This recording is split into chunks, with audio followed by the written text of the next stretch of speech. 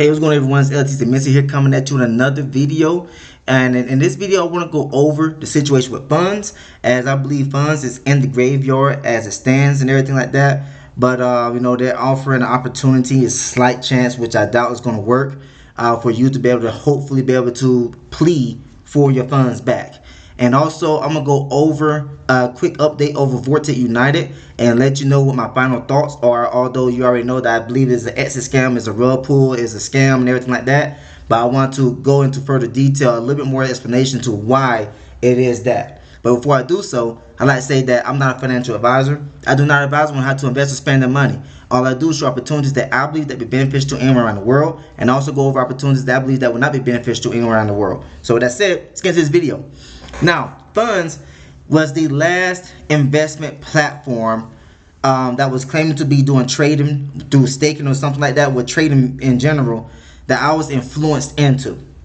So now, you know, when you see me going over opportunities now with trading, it is legit trading opportunities with regulated brokers. It may sometimes be unregulated depending on what kind of unregulated broker it is.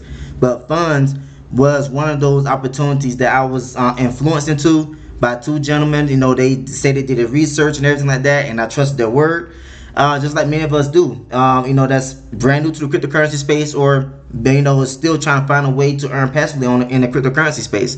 But you know, these same two gentlemen, they also introduced IX Global, which is being sued by the SEC for selling securities to everyone.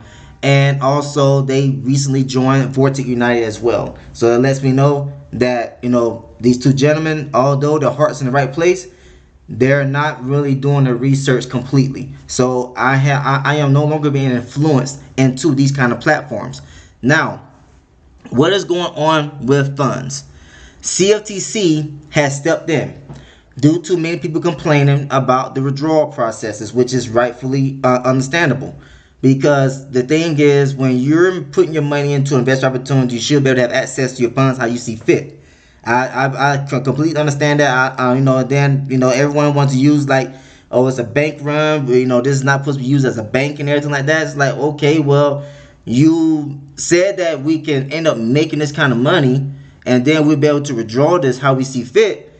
But then when it came to the point to us start making a whole lot of withdrawals, you want to shut it down. So, you know, of course, we all know that they went from USDT TRC20 to USDC ERC20, which didn't make any sense to me. Because literally, you're making people spend more money to deposit and make withdrawals from the platform now. All right? So when they made that switch, that's when the problem started, pretty much, in my opinion. Because, you know, it's just like it didn't add up. Why you want to make a switch all of a sudden? You know, I joined this thing back in May of last year. Put in pretty much like $1,000 into it, and I was able to make withdrawals from my account, from the profits that my account was generating passively every single week. And, you know, to where I was able to withdraw my money.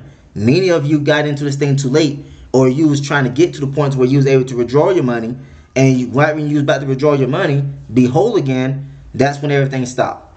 So the reason why people complained about it, you know, so CFTC heard the complaints and they stepped in. So on August 11, 2023, the Commodity Futures Trading Commission today announced he has filed a complaint in the U.S. District Court for the Middle District of Florida against Renee Laralde. If I say your names wrong, I apologize. Melbourne, Florida, Juan Paulo Valcarcin. Of West Melbourne, Florida, Brian Early of New Orleans, Louisiana. Alicia Ann Kingery of Franklin, Arkansas, and their unincorporated entity Fundsz. The complaint charges them with fraudulent solicitation from clients to purportedly trade in cryptocurrencies and precious metals. On August 2nd, U.S. District Court Judge Wendy Berger signed an ex parte statutory restraining order freezing the defendant's assets, preserving records, and appointing a temporary receiver. A hearing on the CFTC's motion for a preliminary injunction is scheduled for August 23rd. So that's coming up in 4 more days. It is continuing litigation. In its continuing litigation, the CFTC seeks restitution to defrauded investors, disgorgement of ill-gotten gains, civil monetary penalties, permanent trading and registration bans, and a permanent injunction against further violations of the Commodity Exchange Act.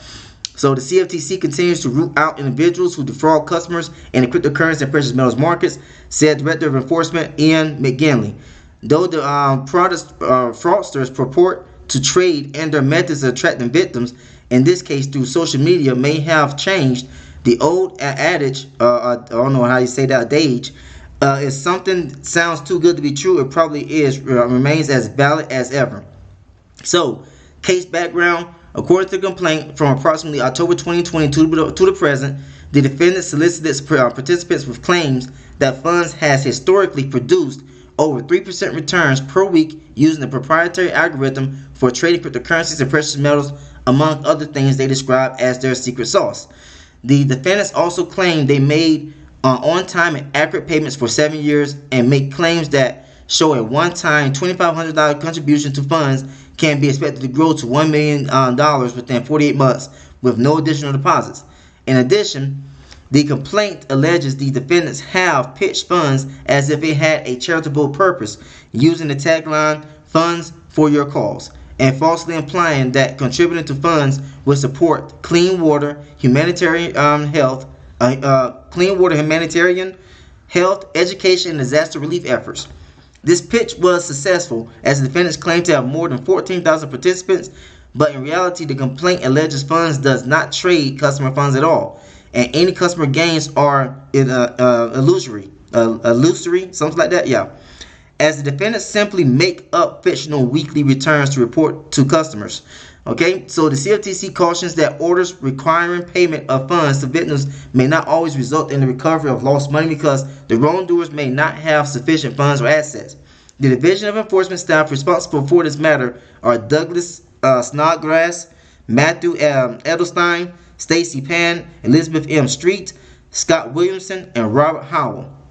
So, the CFTC fraud advisories. The CFTC has issued several customer protection fraud advisories and articles, including the precious metals fraud advisory, which provides information about a type of fraud involving the trading of precious metals, such as gold, silver, palladium, and platinum, and how customers can detect, avoid, and report these scams. The CFTC also strongly urges the public to verify a company's registration with the CFTC before committing funds.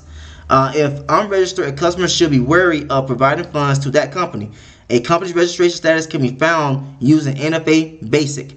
So customers and other individuals can report suspicious activities or information such as possible violations of commodity trading laws to the Division of Enforcement via toll-free hotline, and here it is. And so that right there pretty much wraps up the report. So the CFTC has seized the assets of Fundsz, and right now the only possible way, which I believe it probably won't work, is going to be able to use this petition to be able to hopefully get your money back. Now, if you don't have access to this petition, you can get in contact me through Instagram, Messenger, Telegram, email. You got access to all the information through my actual YouTube channel, okay? And I will send you this document. Okay, so that way you can have access to it. But it says right here, we the members of Fundsz community petition the CFTC to unfreeze the Fundsz accounts. The CFTC indicated that they are seeking restitution to defrauded investors. It is understood that the CFTC is acting to protect our money from an allegedly fraudulent company, but due to the action they have caused the harm that they are purportedly trying to protect us from. The harm has resulted in the inability to withdraw funds from our accounts as we have been accustomed to doing, and has prevented the company in returning members' deposits. Fundsz has been consistently transparent with the community, and the members signed below recognize when they joined. 1. That there are risks with staking and were willing to assume those risks. 2. That 3% was an average weekly goal and not a guarantee of performance, and that there could be times with zero return on stake. Number 3. That this enterprise was not a registered retirement plan. Number 4. We also do not believe that any fraud has been committed against us. And then we request the immediate reversal in the seizure so that Fundsz may continue to satisfy their commission to the community to provide the weekly returns, or to allow the company to return the deposits to each member that requested. And then you come down, then you can print out this document, sign your name, put your name right there, put the country, your signature, and then you get in contact with one of the admins or something like that in the Fundsz community to send your petition to them. Okay. And that'd be easily done.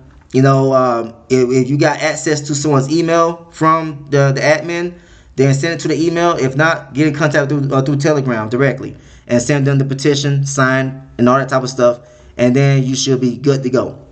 Now, that wraps up what I want to talk about Fundsz. Let's get over here to Vortic United. So as I said before, I got access to inside of the Vortic United account thanks to my friend who's unable to manage his account right now. So he gave me his login information, and I'm able to see everything that's going on with his account, right along with what Vortic United is trying to do as well.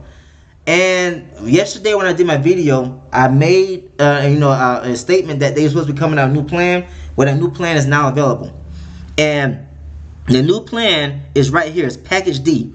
So your lock-in period is 28 weeks. So that right there is going to be what, 7 months? I think it's 7 months. Could be wrong. Hold on. Yeah, that's 7 months. Yeah.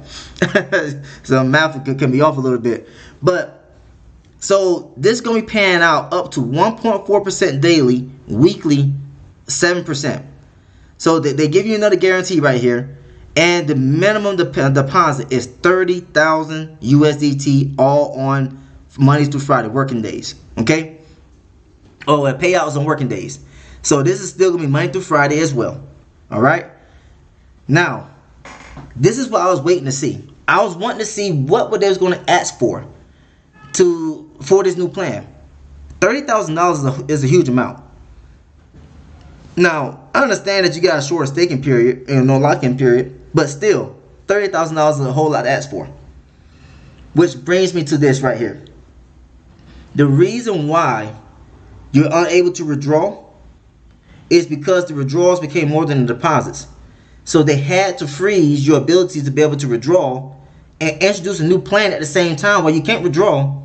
So that way they can get gullible people to deposit $30,000 in there, and they have access to more funds to try to continue paying out. That's what it all comes down to. It's a cash grab. When you asking for this amount right here, and you guaranteeing this right here and this right here as well, a lock-in period being a whole lot less than some of the other ones. Like the shortest lock-in period prior to this was it 30 days right here. So that's $25,000. So this right here is another plan. Just now seeing. So they got this one right here, 28 weeks lock-in, and then you got a 30-day lock-in period. $25,000 the minimum. And up to 32% rewards, and the investment is back, returned back to you as well. Now this one right here didn't say anything about the investment being returned back to you, but I'm assuming that it is, because that's how I'm supposed to work with all of them pretty much, right? I could be wrong. I'm not in Vortic United. I haven't been really paying attention to how the investment plan is supposed to go. But you got 28 weeks lock-in right here, $30,000 minimum deposit. Then you got 30 days lock-in period, $25,000 minimum deposit. And you get the payout of the profits at the end of the investment. This is a cash grab, y'all. It's clearly evident that Vortic United is on its last leg. And there's going to be people out there that's going to be talking about, oh, everything is fine. They just doing an upgrade to their servers, trying to create that, build dedicated servers so we can get the withdrawals paid out instantly instead of it being, batches at a time and everything like that. No, it's not what's going on. Don't pay attention to them. They're not being honest with you. They want you to keep your money in so they can keep withdrawing their money as well. They understand what's going on, but they're going to tell you something else. All right? Now, the other thing I wanted to talk about as well, because I kept forgetting to mention this. I got a good friend who's in law enforcement. He did a video on his YouTube channel looking up for the birth records of Jensen Robles, because he said he's on record saying that he was born in the UK. That video is right here. I'm gonna put this video in the description of this video.